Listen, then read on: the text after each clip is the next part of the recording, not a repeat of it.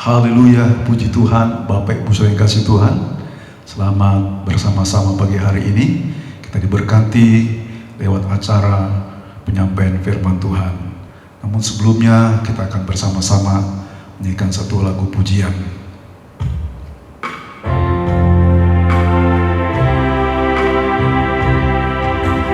Mulia, sembah Raja mulia, bagi Yesus puji hormat dan kuasa.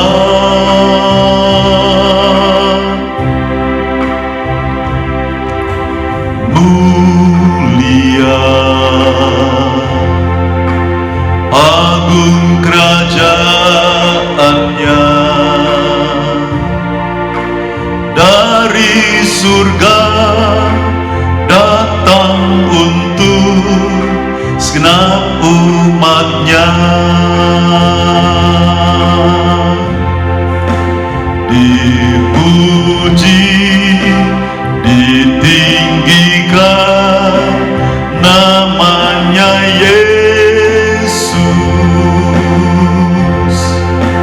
Hormat dan muliakanlah Yesus Raja.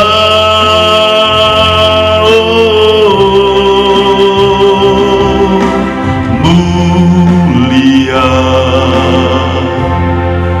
sembah Raja mulia.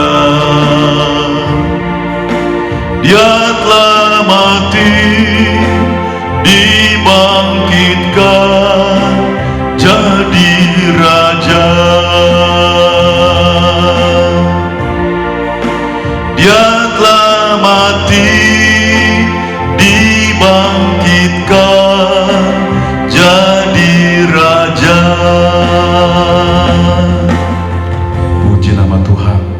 Kita bersama-sama tundukkan kepala, kita akan berdoa untuk firman Tuhan. Bapa di sorga, di dalam nama Yesus kami mengucap syukur pagi hari ini untuk kembali kami bersama-sama diberkati lewat firman Tuhan di dalam acara ibadah kebangkitan Kristus pagi hari ini.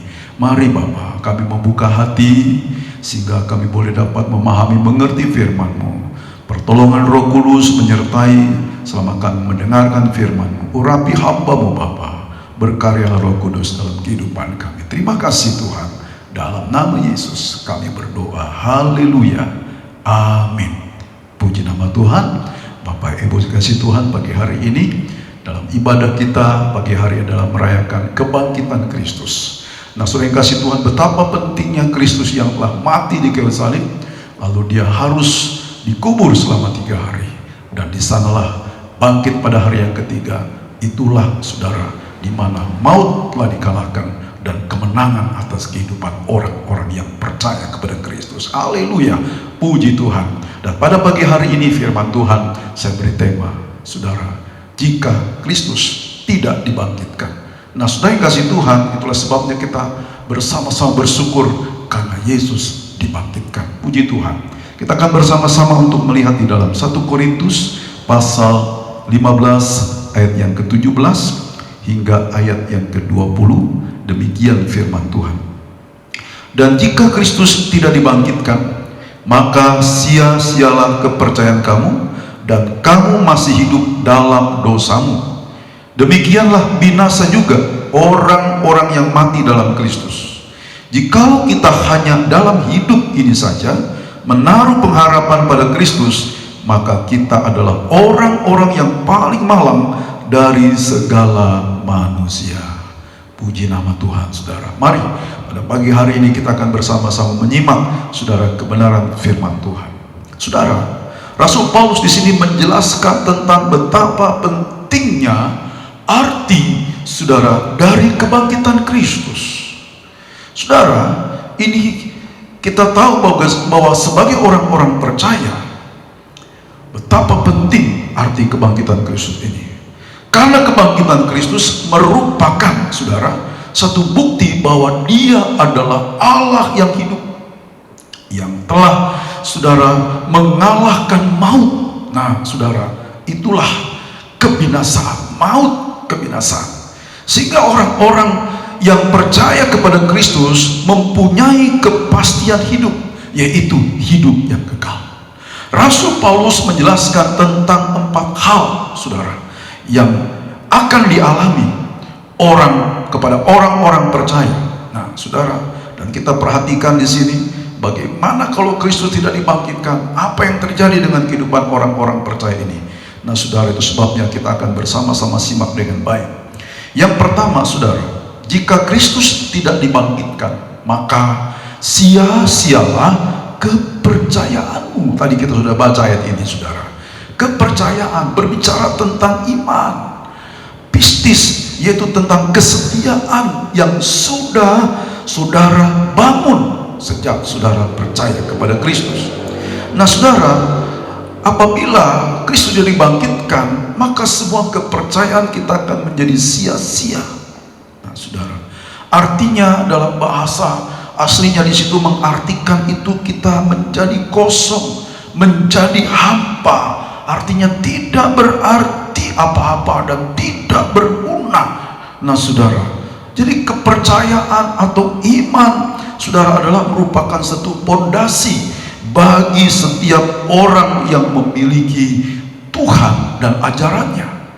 Nah saudara kasih Tuhan, sebabnya Yohanes pasal 3 ayat 16 di sana, betapa besar kasih Allah kepada dunia ini sehingga dia mengaruniakan putranya yang tunggal. Nah saudara, barang siapa yang percaya maka dia akan diselamatkan, dan barang siapa yang tidak percaya dia akan dihukum. Nah saudara kasih Tuhan, inilah bagaimana dasar dari iman orang-orang percaya kepada Kristus. Saudara kasih Tuhan, inilah merupakan sebuah pondasi bagi pengikut-pengikut Kristus. Itulah saudara betapa pentingnya arti kebangkitan Yesus. Nah saudara kasih Tuhan, mari kita harus terus membangun saudara iman kita, kepercayaan kita di akhir zaman ini yang syarat dengan berbagai saudara tantangan hidup.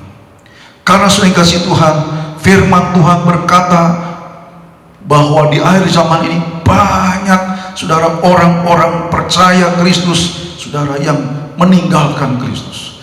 Nah saudara, banyak orang-orang percaya kepada Kristus. Nah saudara, mulai mereka tergoyahkan imannya. Itu sebabnya teruslah saudara membangun iman saudara dari zaman ini. Nah saudara kasih Tuhan, firman Tuhan berkata banyak orang saudara yang sudah percaya Kristus. Ya, itu sebabnya kita saudara akan ditampi ya, bobot imannya, kualitas imannya. Nah saudara, jangan sampai kepercayaan saudara menjadi sia-sia. Saudara kasih Tuhan, inilah supaya saudara kita pahami, sia-sialah kepercayaanmu jika Kristus tidak dibangkitkan.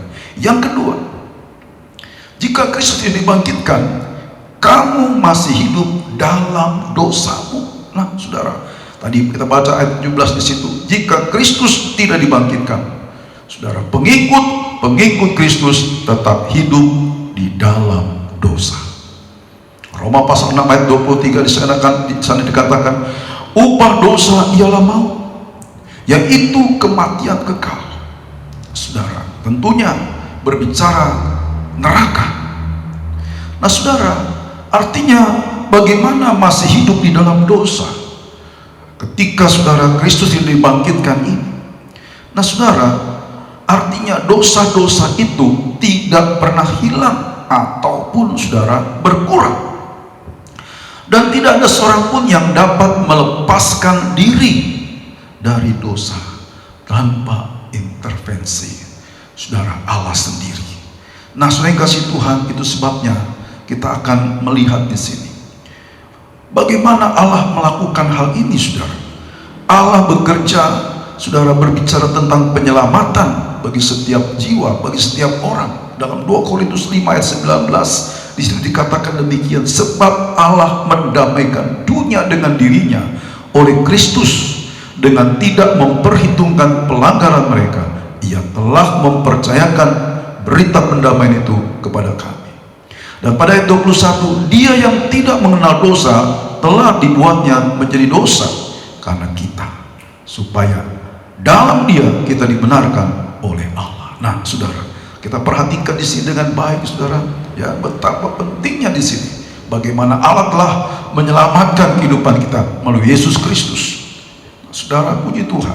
Inilah sudah kasih Tuhan bahwa kehidupan orang-orang percaya ini, jika Kristus tidak dibangkitkan, maka kamu masih hidup dalam dosa.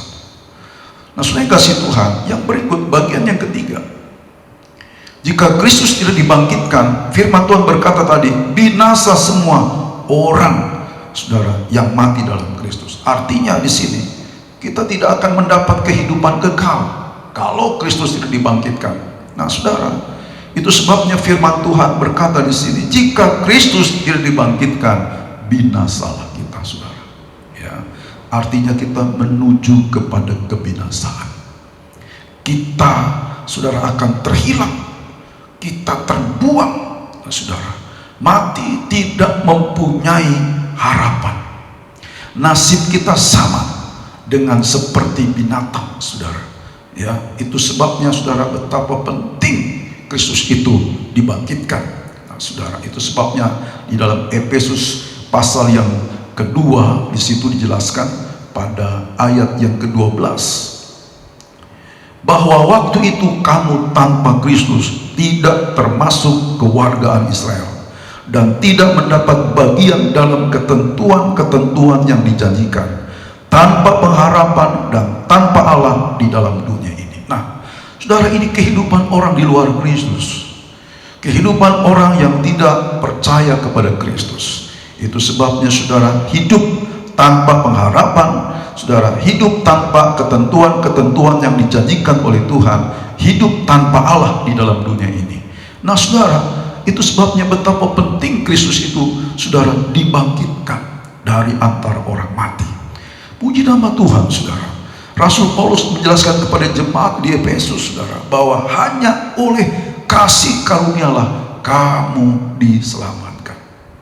Saudara, kita sebenarnya telah mati karena dosa dan pelanggaran kita.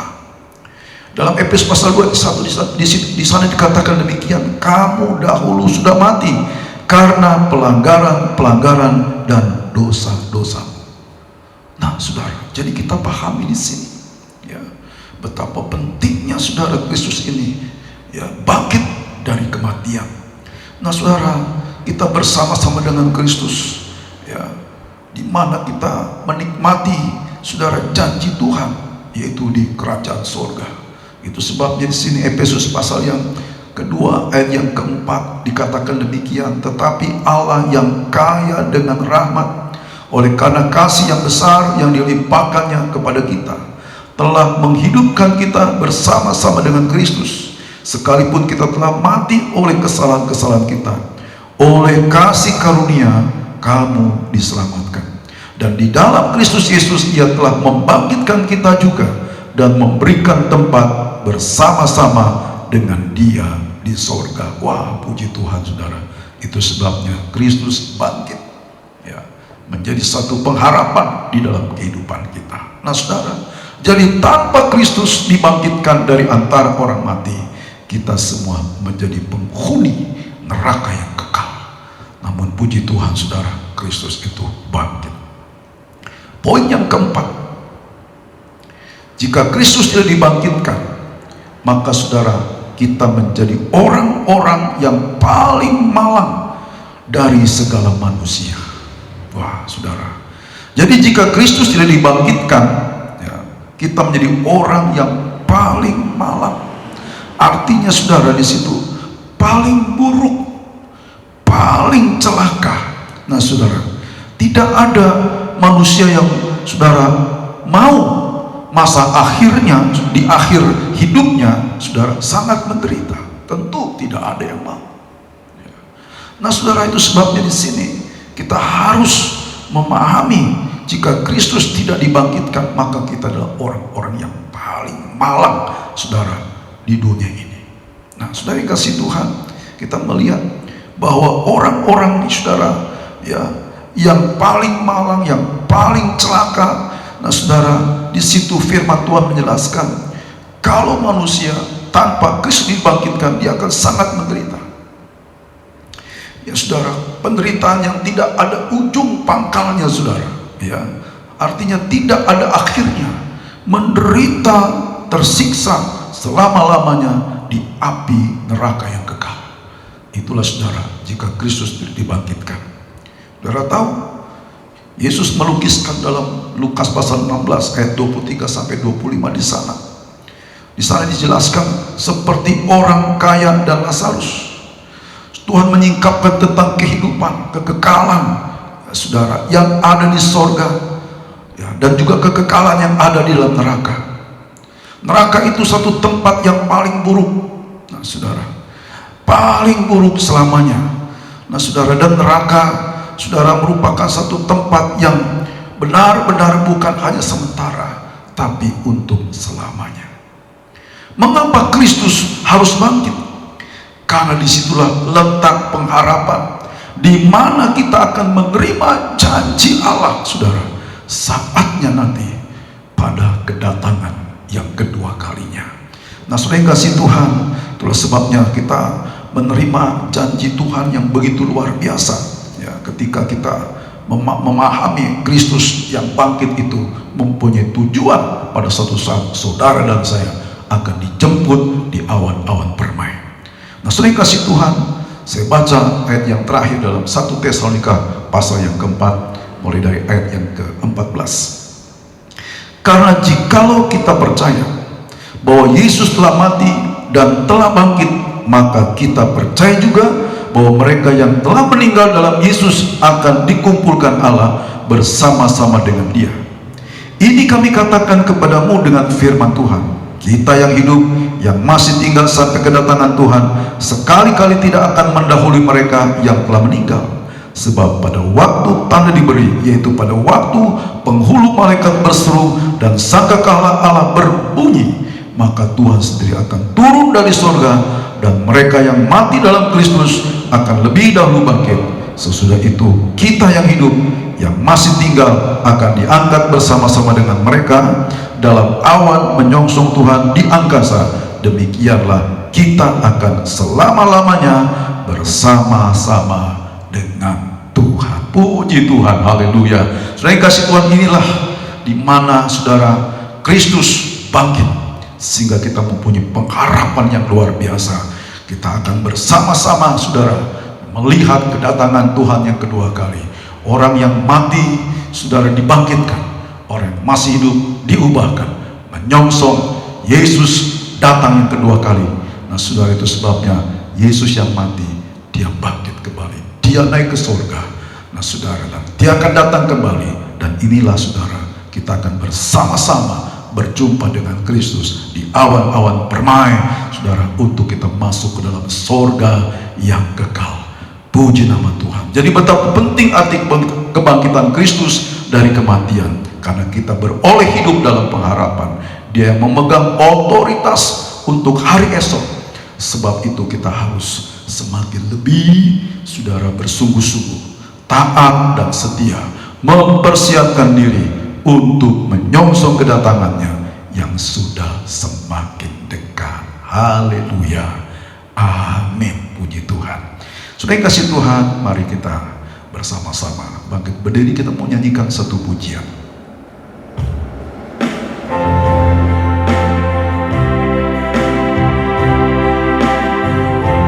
Anak Allah, Yesus namanya, menyembuhkan,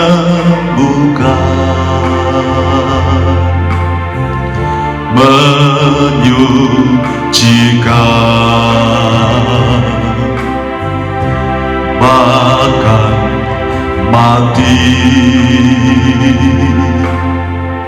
tebus dosaku, kubur kosong membuktikan Yesus hidup. Dia hidup,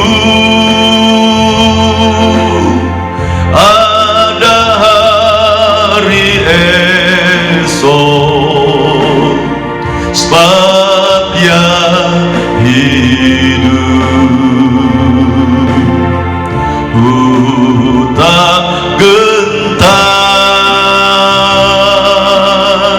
karena ku tahu Dia pegang hari esok. Hidup jadi berarti sebab Yesus hidup, sebab Dia hidup, ada hari esok, sebab Dia hidup. Ku tak gentar, karena ku tahu Dia pegang hari esok. Hidup jadi berarti sebab Yesus hidup. Hidup jadi berarti sebab Yesus hidup. Mari kita berdoa. Bapa di sorga, dalam nama Yesus kami mengucap syukur pagi hari ini lewat pemberitaan firman-Mu Tuhan. Kami percaya firman Tuhan iya dan amin. Itu sebabnya jika Kristus tidak dibangkitkan, kami adalah orang-orang yang paling malang. Kami orang-orang yang binasa, yang tidak mempunyai harapan hidup. Nah, saudara kasih Tuhan, kami bersyukur senantiasa untuk memiliki Kristus yang bangkit, yang hidup, dan membawa pengharapan di dalam kehidupan ini. Bapa, terima kasih. Mari Bapa, Roh Kudus menolong kami untuk kami percaya Kristus yang mati dan bangkit, yang membawa pengharapan. Satu saat Kristus akan datang kembali, dan kami akan bersama-sama menyongsong kedatangan Tuhan kali yang kedua.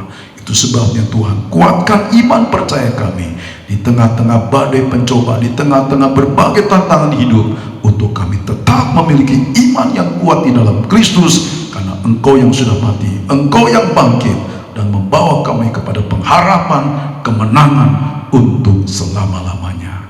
Terima kasih Tuhan, terima kasih Yesus. Ya Roh Kudus yang menolong kami untuk melakukan kebenaran firman-Mu. Di dalam nama Yesus kami berdoa dan mengucap syukur. Haleluya. Amin.